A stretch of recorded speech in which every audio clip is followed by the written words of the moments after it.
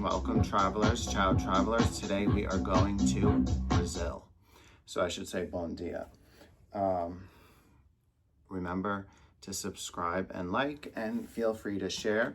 I've been getting requests, so request at GEOMIK122. And one of the requests I got were for Brazil. And before we start, let's get into our trivia. Okay, let's see. Okay, which is the only U.S. state to begin with the letter L? 5, 4, 3, 2, 1, and that is Louisiana. Actually, when I teach geography for Louisiana, I said, look for the state. It's actually in the shape of an L too. Okay, the capital of Western Australia shares its name with which Scottish city? 5, 4, 3, 2, 1, and that is Perth. Perth is one of the most isolated cities in the world. What that means is that for another major city, it's very, very far away. All right, let's do another one. We're at it.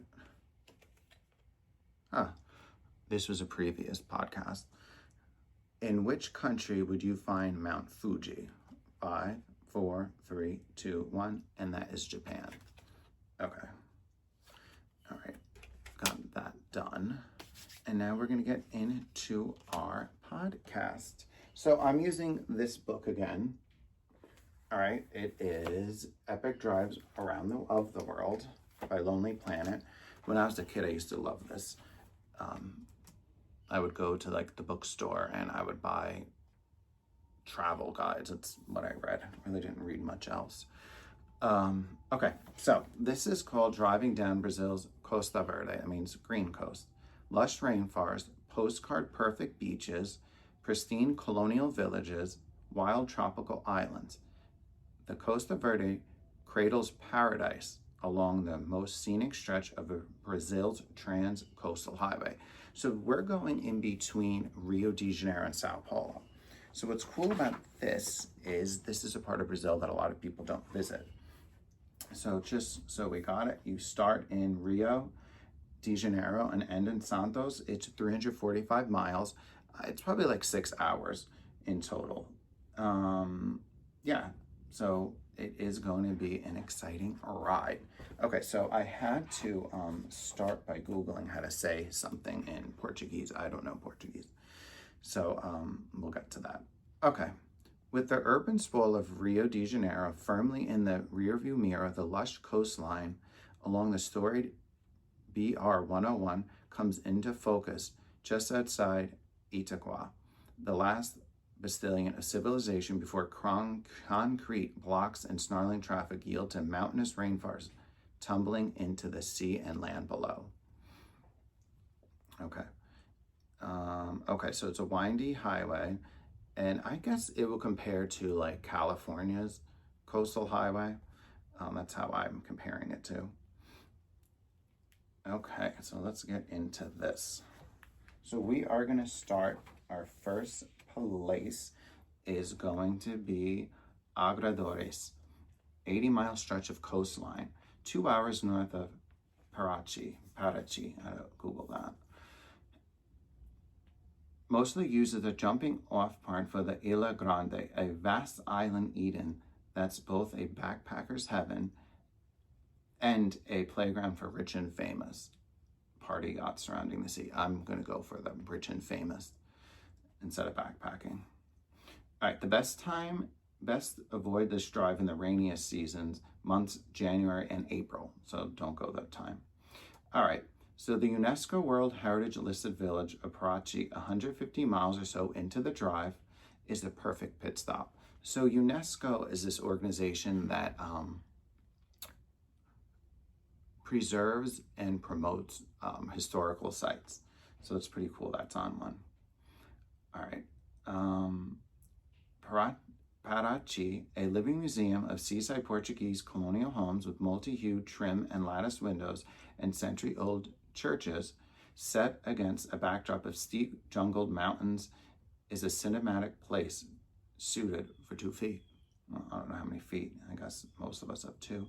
Pure fairy tale, It's the center of the most staunchly preserved patches of colonial history in Brazil. Okay, also found something else that's not in the book, but I did find something else that you could do while you're there. Okay, and I do like hiking and walking, mostly walking, let's be honest.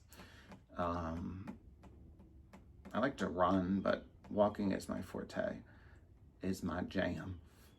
Okay, so I had to look on here. So there's something called the Gold Trail. So just like how California gold was discovered, gold was a big reason why people from Europe came to explore to find gold and wealth. So they found it in 1696. And they used to export the gold to Rio de Janeiro, and from there it would go to Portugal. So this is an old trail that was used to connect the mines to the towns. And it is 1,200 kilometer road. Let's see what that is in miles. Let's see, 1,200.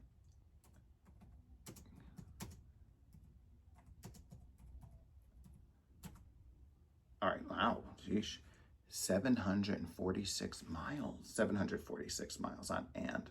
That would be a decimal point. Okay, so they did use the trail, but eventually it was getting raided and attacked, so they had to change their route, so they created another road. But finally, the gold itself began to run out in the late 18th century, and Parachi declined. So that's something you could do, is walk along the trail. Sounds very relaxing, something I would do. Okay, let's get back into this.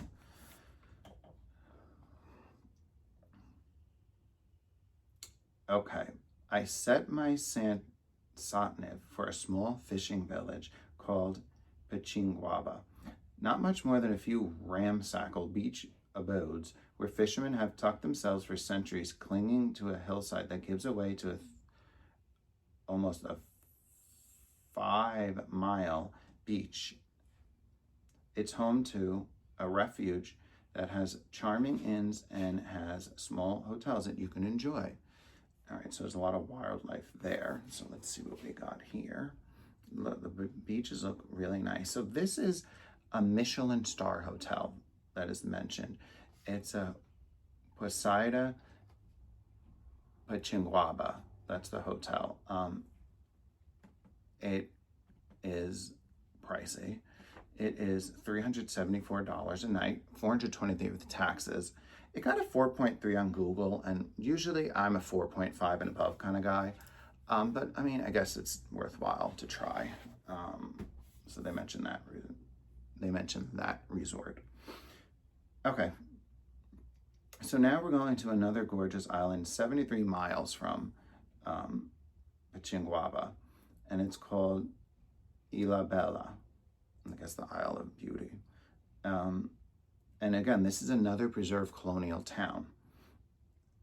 And it's a 15-minute channel crossing away. Okay, and these are really great places to not only enjoy the beach, but you can do diving, you can do snorkeling. There's a lot of fun stuff you can do there, and also surfing. Okay, so these beach getaways are for Sao Paulo's bold and beautiful.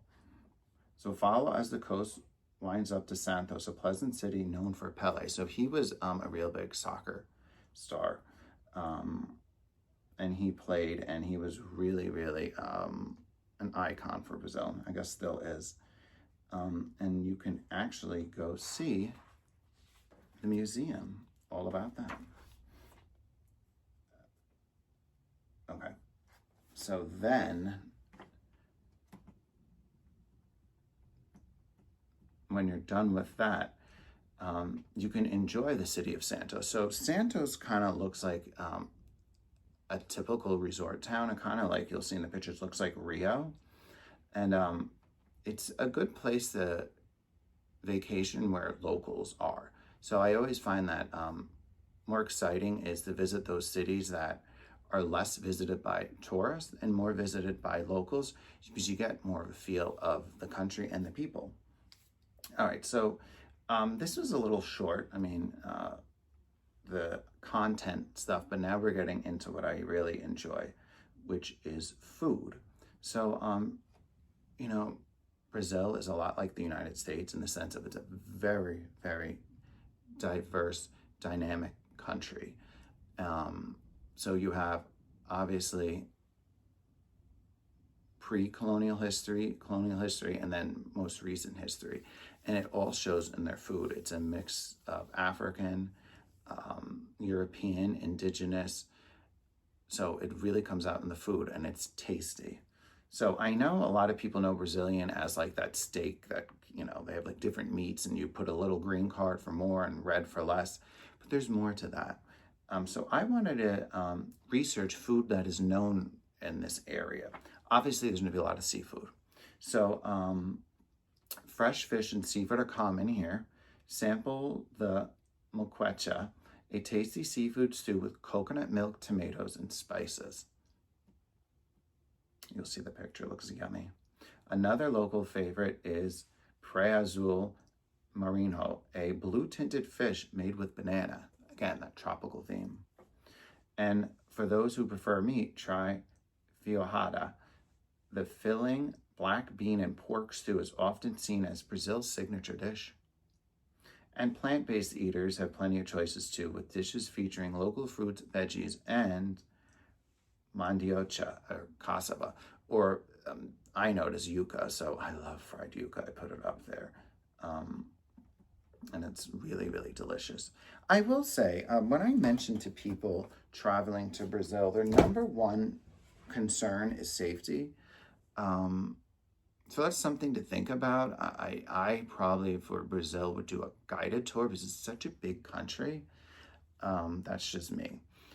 So that's always something you want to think about when you're traveling is, do you want a guided tour? Do you want to be on your own? It's your comfort level and budget. Okay. So before we go, let's get into some trivia. Okay. Which of the 7 wonders of the ancient world is the only one to remain largely intact? That means, you know, together, it didn't get demolished. 5, 4, 3, 2, 1. The Great Pyramid of Giza. Now, this is really interesting. I was actually talking about this because my friends and I were doing a 40th in Europe. I'm not going to say the country until after, but I love croissant. So which city did they originate from? And this is interesting. 5, 4, 3, 2, 1. Vienna. So before French food got popular and like, you know, the go-to, a lot of the people in France trained in Vienna. So Vienna is known for chocolate, cakes, and desserts. So just a fun fact, Vienna was known for that before Paris. Okay. Native to Australia, what is the name of the second largest bird in the world? 5, 4, 3, 2, 1, and it is an emu. Okay. Well, thank you. Please subscribe, like, please feel free to share. New episodes come out every second Tuesday and fourth Tuesday of the month. Just remember, if you know your geography, you know anyone, so study up. Ciao, ciao.